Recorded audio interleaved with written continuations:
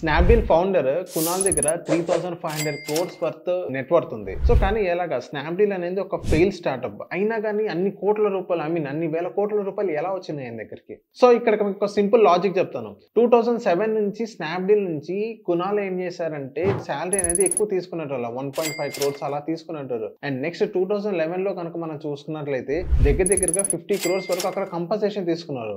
So ఇక్కడ కనుక మనం చూసుకున్నట్లయితే ఏదైతే ఇక్కడ నుంచి అక్కడ సాలరీ అనేది ఈయన డ్రా చేసుకుంటారో ఆ సాలరీ నుంచి కొన్ని ఇన్వెస్ట్మెంట్స్ మోడ్యూల్లో ఆయన ఇన్వెస్ట్ చేస్తూ ఉంటాడు. అండ్ మధ్యలో 1-2 ఇయర్స్ కంపెనీ అనేది కొంచెం లాస్ లో ఉన్నప్పటికీ అప్పుడు ఆ 1-2 ఇయర్స్ అనేది సాలరీ అనేది ఆయన తీసుకోడు. కానీ ఇప్పుడు కూడా ఆయన దగ్గర ఒక 5 క్రోర్స్ వరకు ఆయన సాలరీ అనేది స్నాప్‌డీల్ నుంచి అలా వస్తుంది. సో ఇలా అనేది ఆయన నెట్వర్త్ అనేది దగ్గర అలా పెరుగుతుంటూ పోతుంది.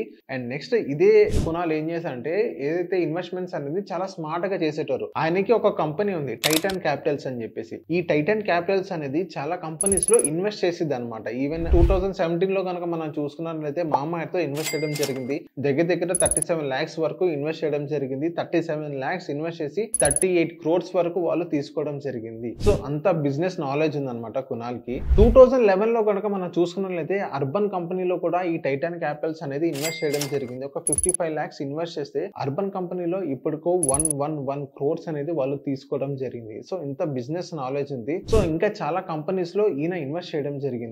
ఓలా గానీ, రెజర్పే గానీ, క్రెడ్ గానీ, సో ఇలా చాలా 200+ కంపెనీస్ లో ఈ టైటాన్ క్యాపిటల్స్ అనేది వీళ్ళు ఇన్వెస్ట్ చేయడం జరిగింది. So Kunal the business strategy ఇలా ఉండిద్ది అనమాట. ఒక కంపెనీ స్టార్ట్అప్ ఫెయిల్ అయినా గానీ ఆ కంపెనీ నుంచి సాలరీ తీసుకుని ఆ సాలరీ వేరే కంపెనీస్ లో ఆయన షిఫ్ట్ చేస్తారనమాట. సో ఇలా ఆయన నెట్వర్క్ అనేది ఇలా పెరుగుకుంటూ పోతుంది. సో ఆయన బిజినెస్ స్ట్రాటజీ ఎలా ఉందో అనేది మీరు కింద కమెంట్ చేయండి.